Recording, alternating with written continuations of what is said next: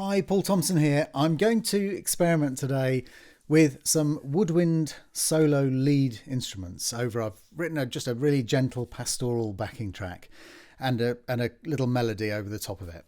And I'm going to try 5 different solo instruments and see what the kind of effect is, what we get from each of the instruments and why they're slightly different. So we're going to start with the flute. So solo flute up first.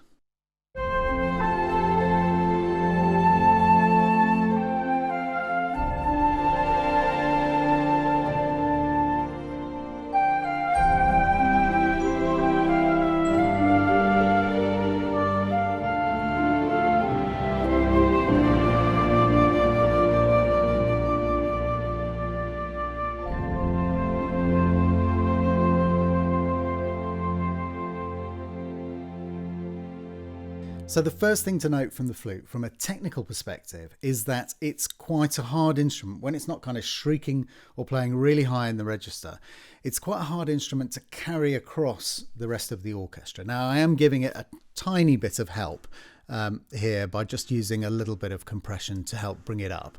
But you should also consider the range that you're writing it in, and really this is kind of the limit. This is how as low as you can really go and still have it carry. If you go down into the bottom octave from middle C, then you really are in the weakest possible register of the flute and it will get lost in there. So unless you're going to artificially just take a close mic sound, maybe as an overdub or something like that, then you do have to be careful about that if you're writing a part which is going to be kind of imagined that a player is sat in the orchestra playing. So what about the emotional side of the flute? So what I'm getting from this is I'm getting quite a lot of emotion, a kind of yearning, maybe nostalgia.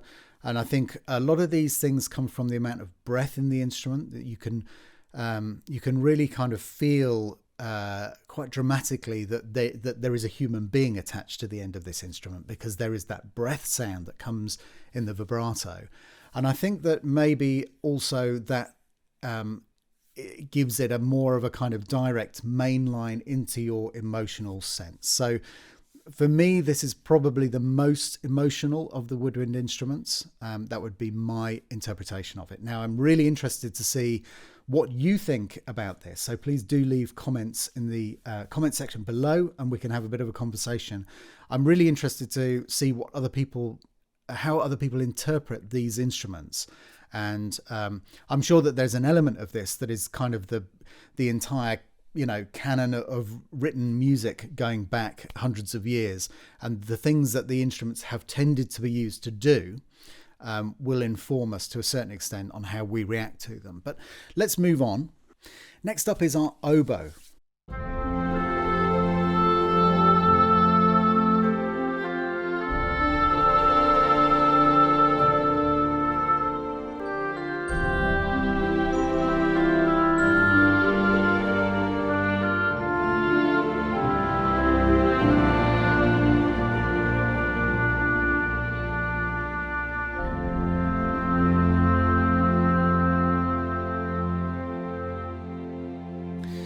Okay, interesting. So what I'm getting from this is a lot less of the kind of emotional side. It doesn't have that kind of direct emotional call to me. What it makes me think of is things that are slightly more stately, and maybe kind of calm, collected, pastoral. It's kind of telling me a different kind of thing. So if I'm the same notes in the flute, they were giving me that real kind of feeling of melancholy, but here they're not really. They're just kind of telling me, oh, maybe we have a nice landscape or something like that, and we're just looking out over it and everyone is content. It's got that kind of thing. Weird. I don't really know why that is. Maybe I'm so used to hearing the oboe playing more Baroque stuff, and so it's kind of, my mind's ear, if you like, is tuned into that sort of association. I don't really know. Let's carry on, because we're going to move on to a different double reed instrument, but it's still a double reed instrument. And let's have a look at what this sounds like.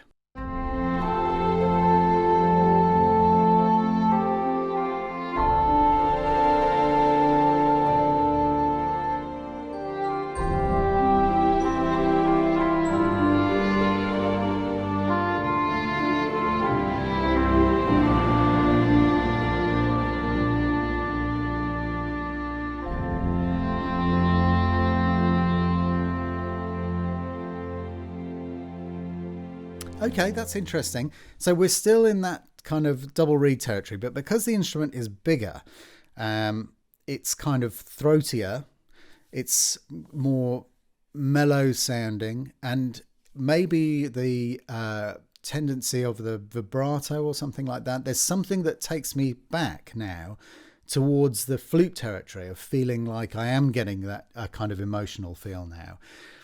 And I have to say that this makes the cor anglais the choice over the oboe.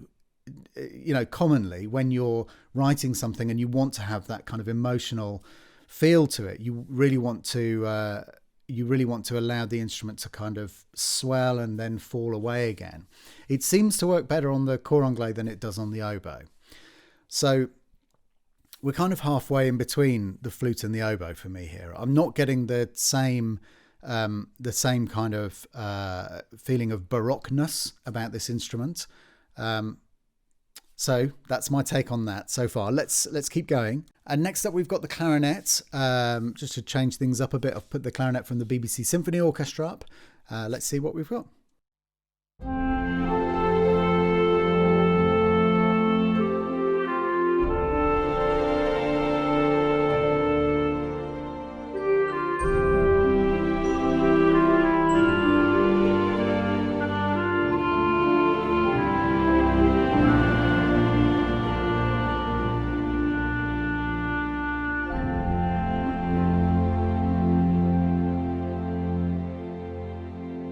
So here I'm getting something very different. I'm getting a sensation of innocence, of a kind of simplicity.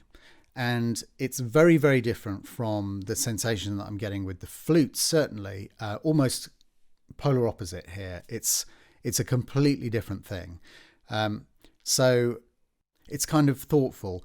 It doesn't have the raw emotion of the flute. It doesn't have the stateliness of the oboe. It's really in that kind of simple and innocent zone. We're playing it in that kind of middle register at the moment. You could obviously take this an octave up, but I think it wouldn't really make much difference. You still get the same kind of sensation, but let's check that out anyway.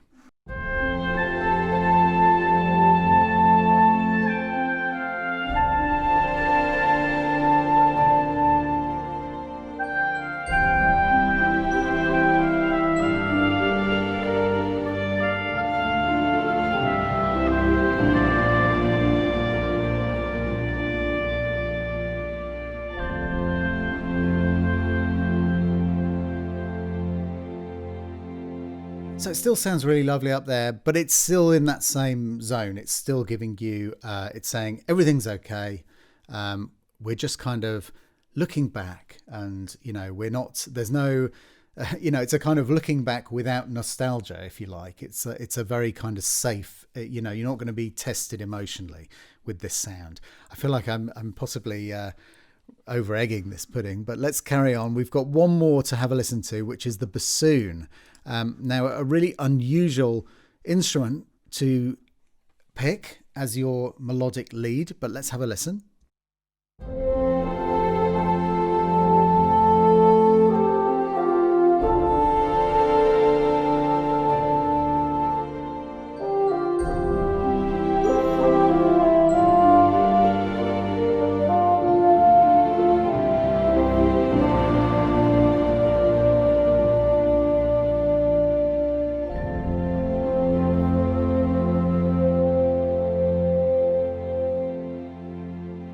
Now you can see me tweaking in there just to try and favour the close mic. The bassoon is having a little bit of difficulty cutting through, even in this high register, cutting through the strings. I think mainly, maybe the brass as well, but the brass are very soft. So I think it's probably the strings that it's conflicting with. Now, the bassoon really is the thing that you'd reach for if you wanted to do maybe a kind of jagged, slightly unusual melody or something that is kind of cheeky and funny. So it's not the sort of thing that you'd commonly reach for this kind of emotional thing.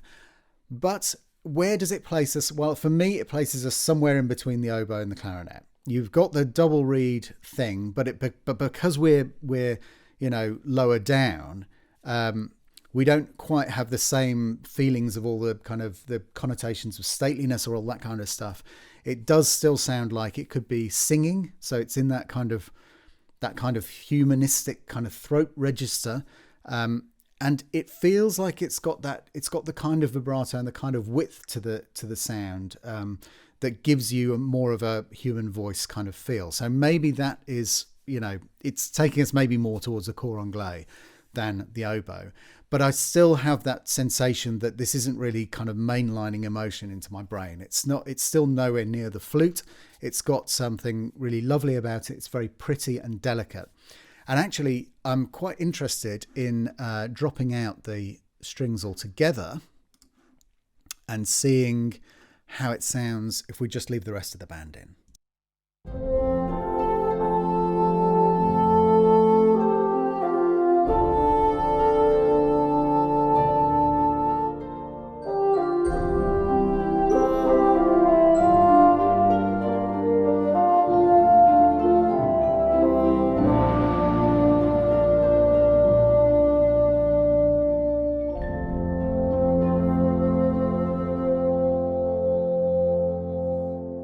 So that's interesting. It is singing through a lot more clearly now. So without the strings kind of veiling the sound somewhat, we are getting a kind of clearer and slightly warmer feeling from the instrument. But I probably wouldn't pick the bassoon to do this kind of melody. I probably would use it for... It's very, very agile. Incredibly agile. So I would probably use it for things that where I'm going to be jumping about, even up here, and just being and doing things that sound a bit more acrobatic. That's where it kind of sits more comfortably for me. But I do like the sound of it. So it's something that, especially if you were in a section where you're, maybe there are only a handful of instruments playing, and you've got the bassoon, it could do one of these soaring melodies and give you something really special. So that is a quick look at 5 solo instruments playing your melody over just a simple basic orchestration. Like I say, this is kind of the start of the conversation. I'm really interested in looking into this further. I'm becoming more interested in trying to work out why I pick things. Why do you pick, the flute for a certain melody? It would be really nice to try and delve into that and to try and codify that a little bit more. So please do leave some comments below. Tell me what you think, what instruments you go for and why you go for them. And I think it would be really interesting for us all to be able to see why we're all making these different choices. And then maybe we'll come back to it and revisit with that insight at a later date. Thanks very much for watching. Look forward to seeing you on the next one. Bye-bye.